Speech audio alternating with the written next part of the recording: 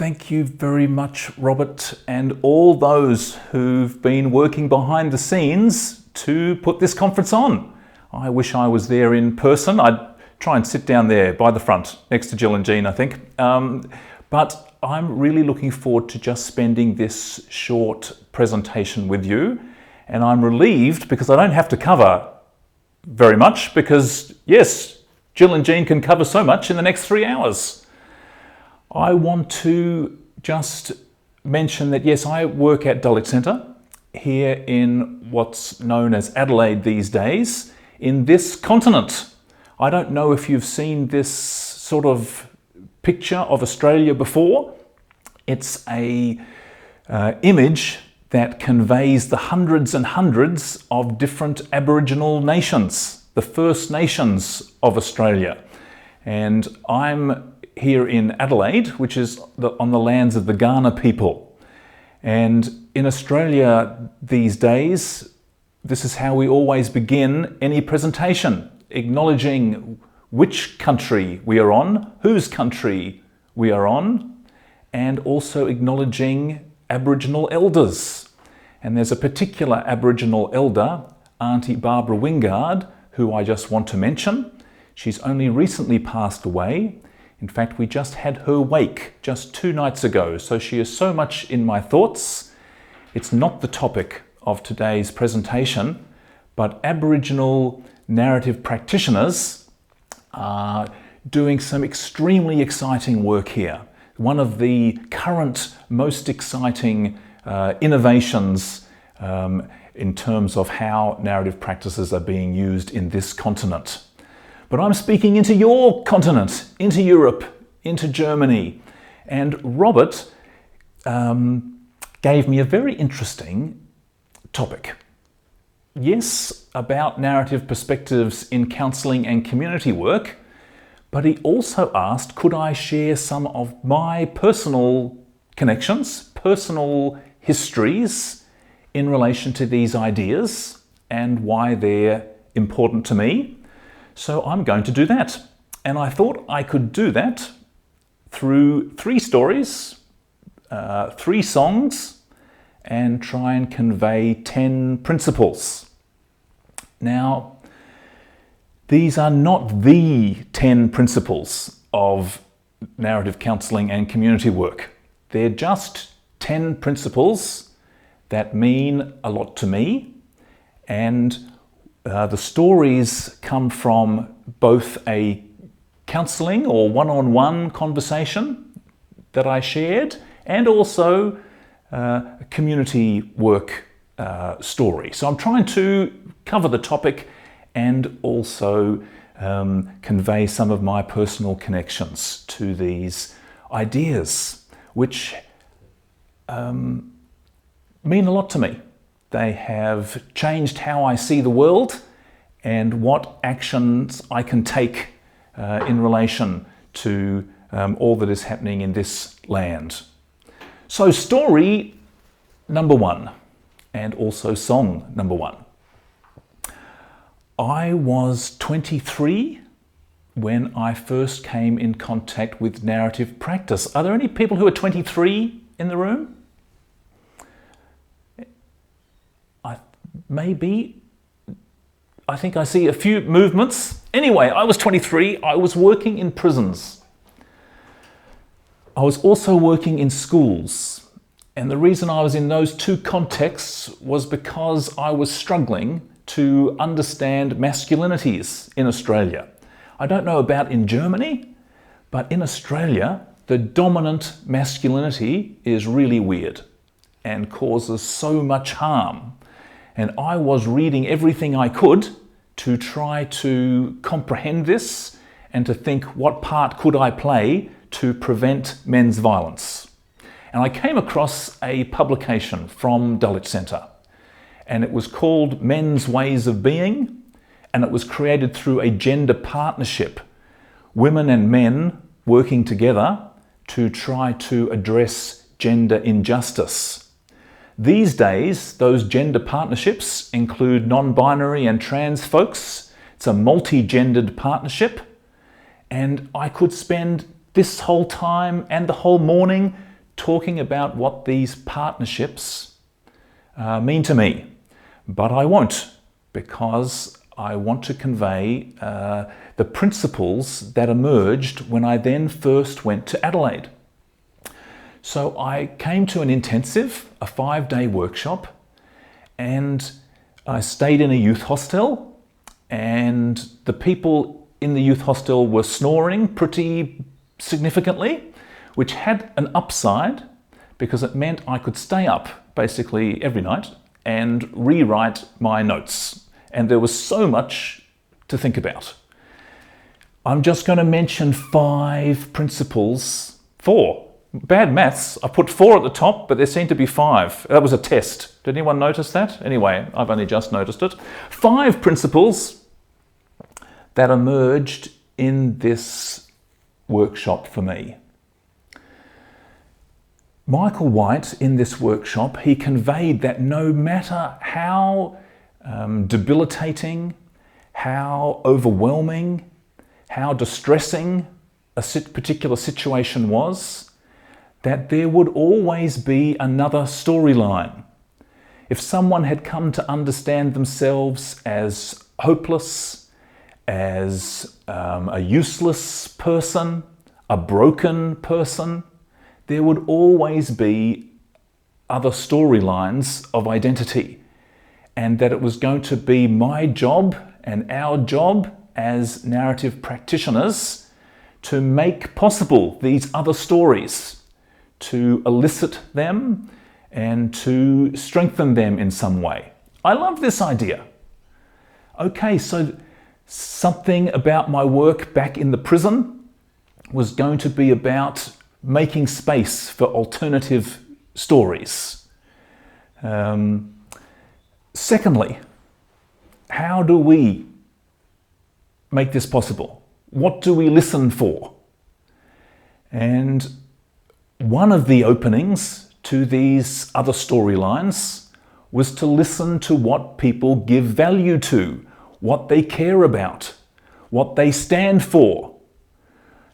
Even if they've been through great hardship, what principles or commitments have they held on to? I thought this was really interesting, and I thought, well, I'm not sure what that's going to look like when I'm back in the maximum security men's prison, but I'm going to listen for this. I also found it energizing that while I was going to need to develop listening skills and also skills in asking questions in the spoken word, that actually I could also use the written word. I loved writing. I loved poetic turns of phrase.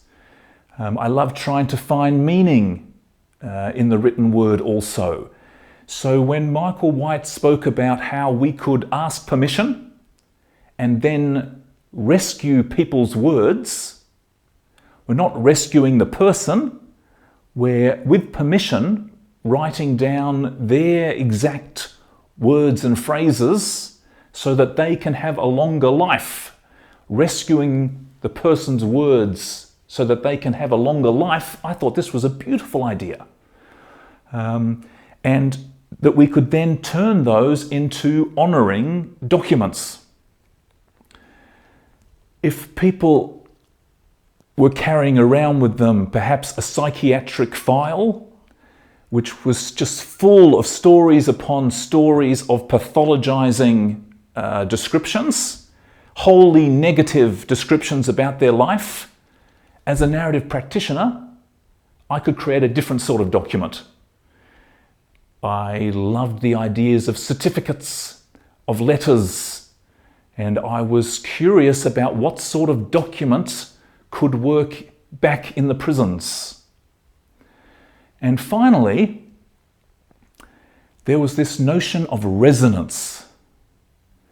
How could I create something to give back to the person I was meeting with that would be resonant for them, that would create reverberations, that would be moving of them in ways that would strengthen the second storyline? What would be resonant? I thought this was a really interesting idea, and when I went back into the prisons, a highly masculine, dominant context, I tried to think, well, I wonder what would work here. So that brings me to the first song that I want to play. It's a song, it's actually the very first narrative conversation I had. So Robert, I hadn't thought about this for a long time, but thank you for the invitation. I thought, okay, well, what was the first time I tried to use narrative ideas? And it was with a man called Wayne, who was doing a long prison sentence, and he was HIV positive.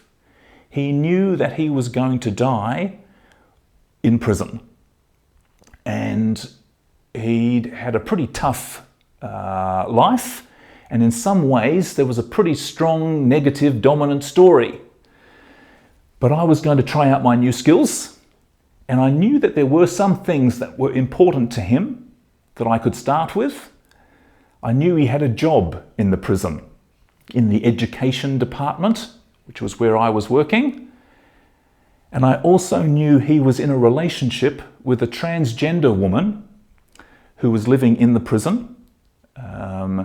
That's a whole other story about the injustices of transgender women living in male prisons in Australia. But I knew that she and Wayne shared a cell and that they really cared about each other. So I thought, okay, we'll have this conversation. I tried to explore alternative story. I asked his permission to rescue his words. And then I thought, actually, rather than a certificate or a letter, I think Wayne would like a song. So I wrote this song to his words. And they're all his words. Every word is his. My job was to ask the questions and then find a melody for his rescued lyrics. Here we go, song number 1.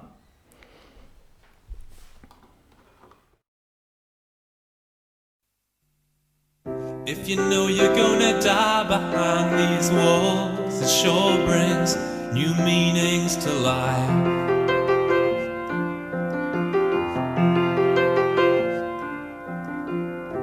And if I wanted sympathy, I'd turn to the dictionary between shit and syphilis. There's no point spinning out over all the dreams. It's the little things that I hold sacred now.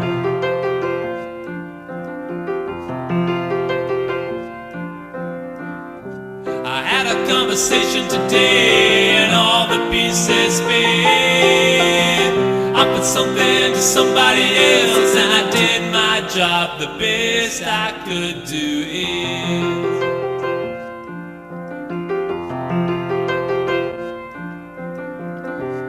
There's a young guy in here and he asked me my advice. I've done too many years in here, but if he thinks good can come from my experience, well, alright.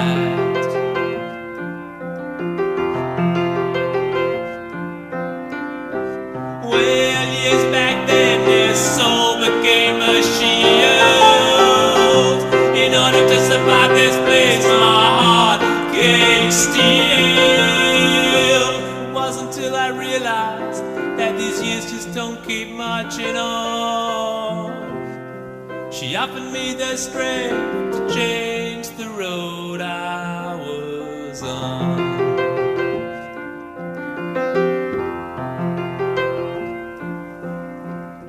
And Father, if I could show you where I've been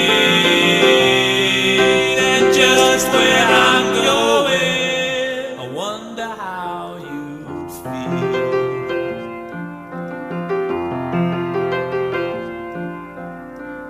If you know you're gonna die behind these walls, it sure brings new meanings to life.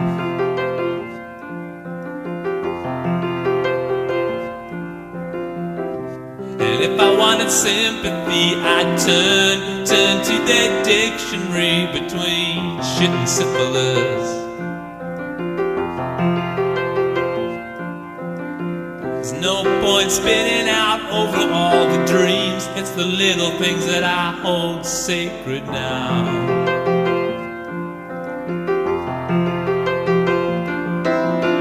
I had a conversation today and all the pieces fit. I offered something to somebody else and I did my job the best that I could. Had a conversation today and all the pieces fit. I offered something to somebody else and I did my job the best I could do it.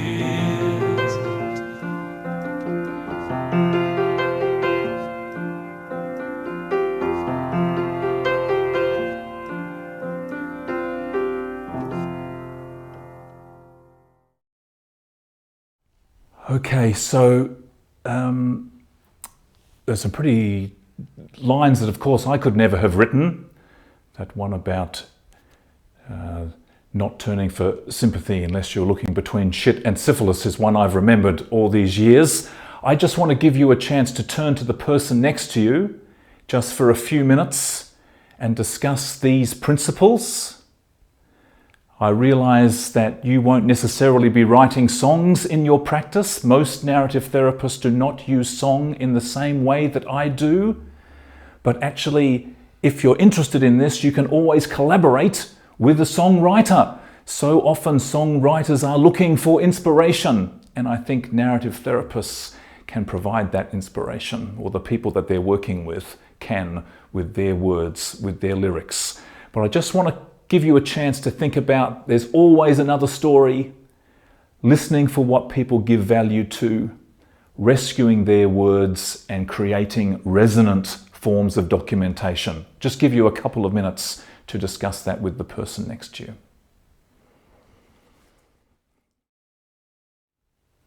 Okay, so as you can see, there were 5 principles, not 4. If anyone ever tells you there were just 4, don't listen to them. It's 5 that were relevant here. Okay,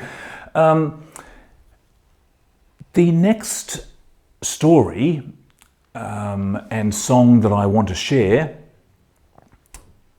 was also linked to my very first visit to Dulwich Centre.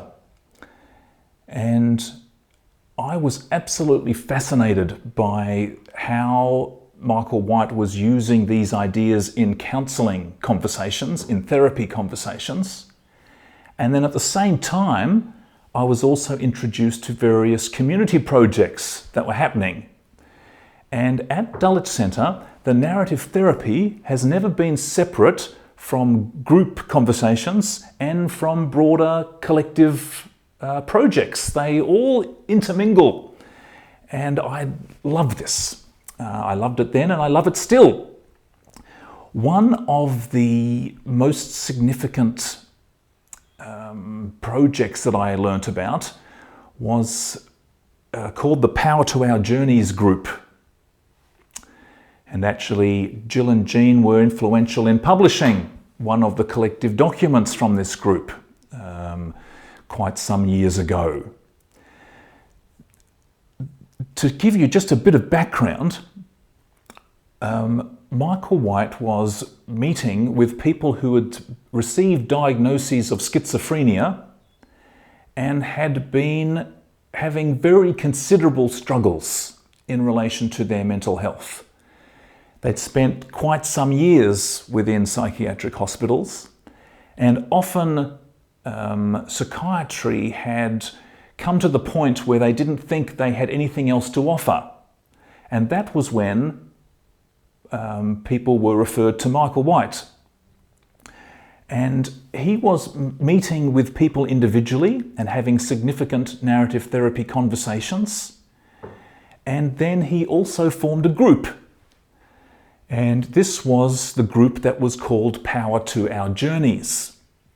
Now, there were many things significant about this group. They were externalizing, which you're probably already familiar with, but one of the other key principles of narrative practice and key practices, externalizing the problem. Michael White was finding ways for these folks to name their experiences in their own words, and it wasn't resonant for them to think of themselves as schizophrenic. That meant had very few options for a second storyline, that way of describing their life. What they described was that they were being bombarded, bullied, tormented by hostile voices, very abusive voices. Most of the Power to Our Journeys group were women, and most of the voices they were being subjected to were patriarchal and abusive. And this group was a chance for them to talk about this. Within psychiatry, there were very few opportunities to actually talk about the hostile voices. At that time, there were only 2 places in the world where people could come together and talk openly about their experiences without this being shut down. One was in Adelaide and the other was in the Netherlands, where the Hearing Voices network was just starting. Now, I know you have a Hearing Voices network in Germany. I don't know if there is a chapter in Cologne, but I know there are some in Berlin, and that is their website. If you don't already know of their work, I'd really encourage you to learn about it, because this is a way of supporting people to share their strategies for dealing with hostile voices and visions outside of psychiatry. And this is the same ethos as the Power to Our Journeys group. Now, there were many, many things that moved me when I met this group. It was the kindest context I'd ever experienced. When people interacted with each other, they took such care with every word because they knew that any touch of harshness or judgment or interpretation could lead the hostile voices of another group member to get more powerful. So there was such exquisite care, conversational care. But there were also these 2 principles I want to mention. This was a place that had a profound commitment to questioning normality, to questioning any normative assumption about life. Some approaches to counselling, to psychology, they try to support people so that they can live according to the values of the dominant culture, to try and fit in with dominant assumptions of what a good life is meant to be like. Narrative therapy is not that. It's a place to question the ideas of what is a good life and to celebrate people's own personal ethics and non-normative relationships, if that is what makes life possible for them. This was a non-normative context, and it was very exciting for me to think actually that can be part of our task, to question normality, to question assumptions about local cultures. And secondly, this notion of solidarity. This is a quote from Michael White about solidarity. And I know you can read it, but I'm going to read it out loud anyway. And what of solidarity? I'm thinking of a solidarity that is constructed by therapists who refuse to draw a sharp distinction between their lives and the lives of others, who refuse to marginalize those persons who seek help, by therapists who are prepared to constantly confront the fact that if faced with circumstances such that provide the context of the troubles of others, we just might not be doing nearly as well themselves. This is a ethic that is a key element of narrative practice, whether it's in the counselling room or in the group work or in broader collective projects.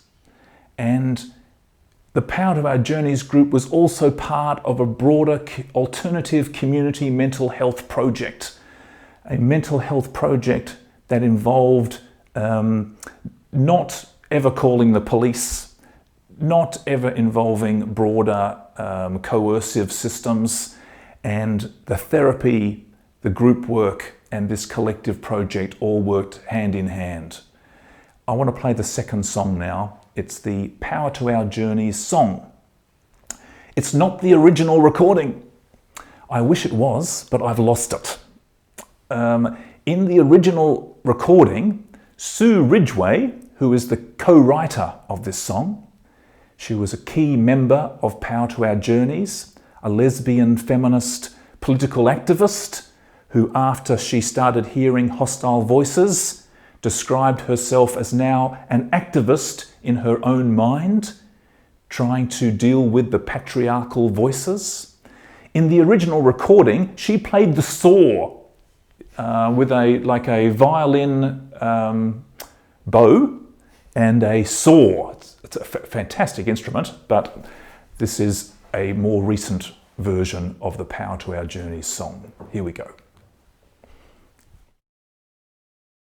A journey of 1,000 miles begins with one step. We're coming together now, or we're talking about respect. It shouldn't be too much to ask, to listen and to learn, to fill the libraries with strategies that work. And there is power to our journey, there is hope in this room, voices to be heard, oh, and stories to be told. There is power to our journey, there is hope in this room, voices to be heard, oh, and stories to be told. What could this be that we've planted here today? What could this be that we're watering so carefully? Could they be friendships? Something so simple and yet so sacred. Could they be friendships to sail? And there is power to our journeys, there is hope in this room, voices to be heard, oh, and stories to be told. There is power to our journey, there is hope in this room, voices to be heard, oh, and stories to be told. As we tell our stories, we remember friends on similar journeys. We take their hands and join them in rage, join them in sorrow, join them in hopefulness. There is power to our journey, there is hope in this room, voices to be heard, oh, and stories to be told. There is power to our journey, there is hope in this room, voices to be heard, oh, and stories to be told. Well, we're trying to get it together, but together we have it all. We're trying to get it together, but together we have it all. We're silently boiling over. Yes, we're silently boiling over. We're silently boiling over. Well, we're silently boiling over. There is power to our journey. There is hope in this room. Voices to be heard, our stories to be told. There is power to our journey. There is hope in this room, voices to be heard, oh, and stories to be told. There is power to our journey.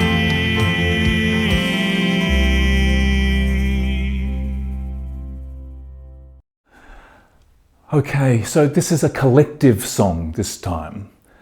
It's a collection of different people's words, all the different members of Power to Our Journeys. I'm really interested in collective documents too. This is in the community work realm. These provide lots of opportunities to document people's skills and knowledges and then share them between groups. I want to just give you a couple of minutes to discuss this other two principles.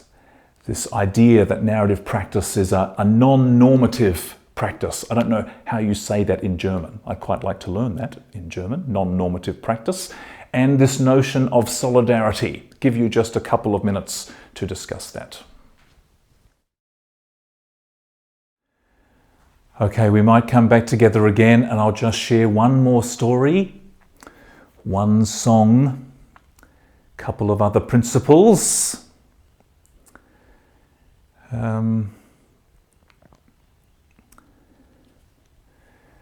There's a whole other realm of narrative practice that I found very significant when I first encountered it. And Jill and Jean can fill you in on more details about this and all other principles in their presentation after this one.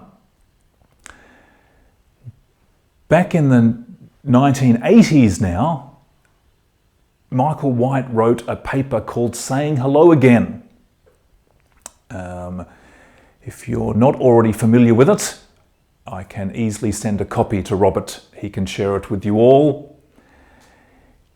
It represented a very significant breakthrough at the time, because way back then, close to 40 years ago, it was a completely taken for granted psychological idea that if someone was struggling with grief in a prolonged way, that they needed assistance to say goodbye, to let go, that somehow they hadn't adequately farewelled the person from their memory and ideas and identity.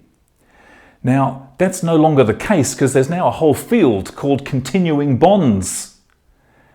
But Michael White's 1984 paper made that whole field possible in thinking that actually perhaps people may not need further assistance to say goodbye, they actually might need assistance to say hello again to their lost loved one, to the memory of their lost loved one, to see themselves through the loving eyes of the cherished person who had passed away.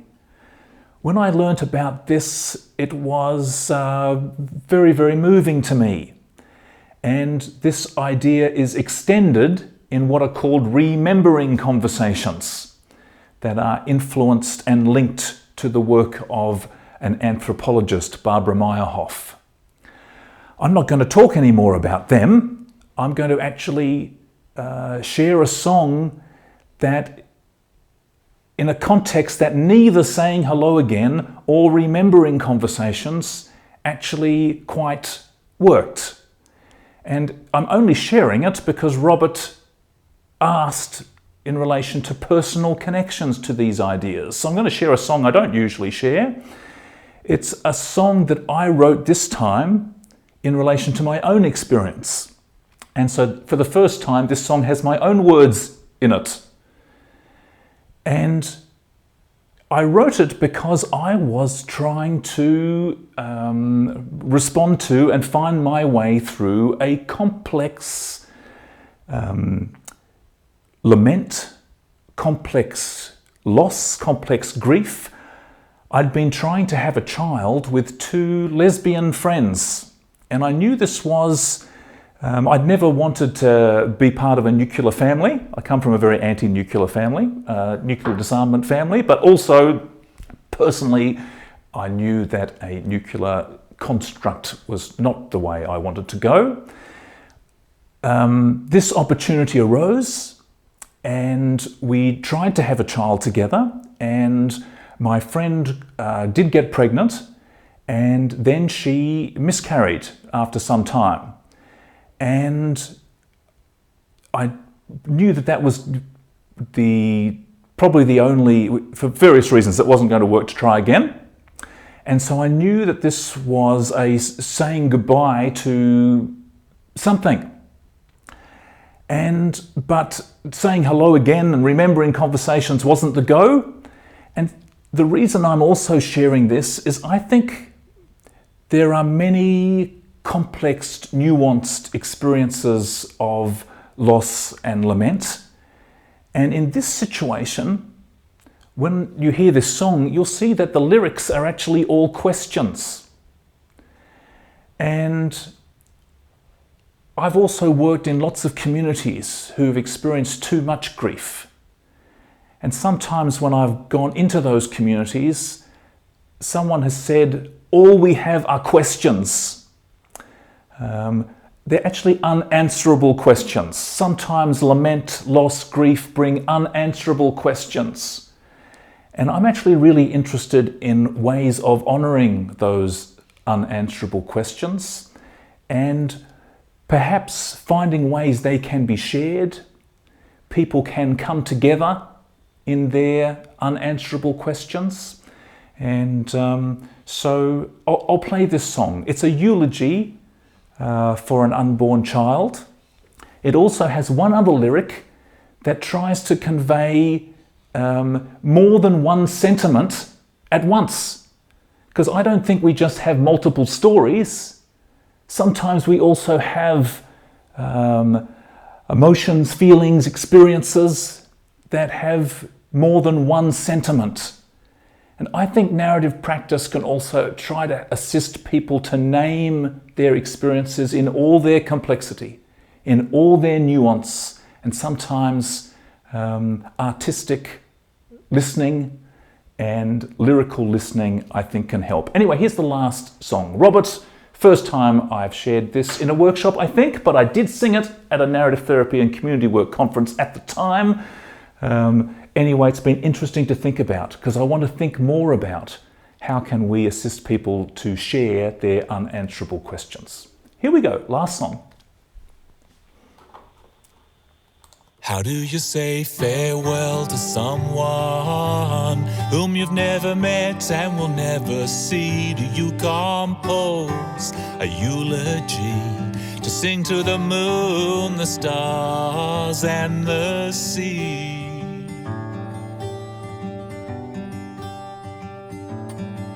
Or do you gather new family made from sharing turkey basters and sweet, sweet dreams? Do you retell the stories of pregnancy lost and friendships found?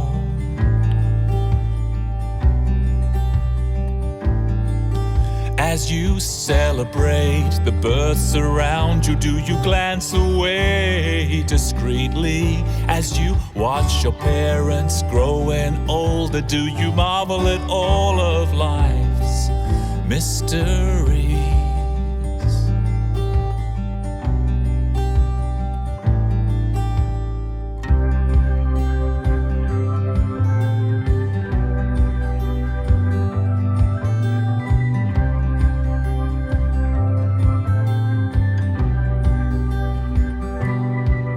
Do you find yourself asking questions of your own birth, mothers, daughters and sons? Do you feel somehow older, both sad and so grateful at life, all in one?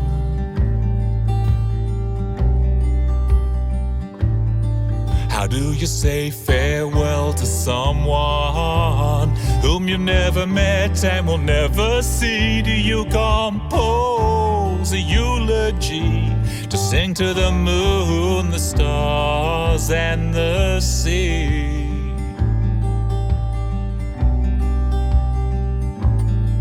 And how can I convey to new family what it meant to spend those nights together? All the humor, gentleness and dignity, trying to create new life, we gave it our best show.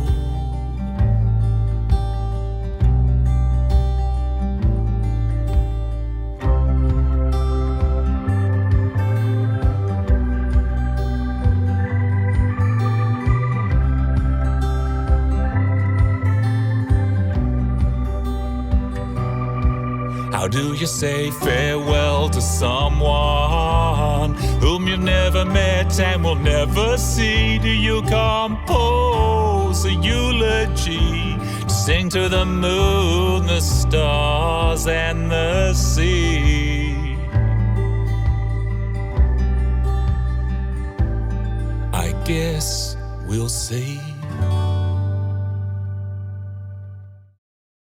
Okay, I wish I had time to get you to turn to each other, but I think we are coming to a close of this session. I have tried to convey a number of different principles. I won't say how many because I probably miscalculated. Anyway, there are at least 3 stories and there were 3 songs.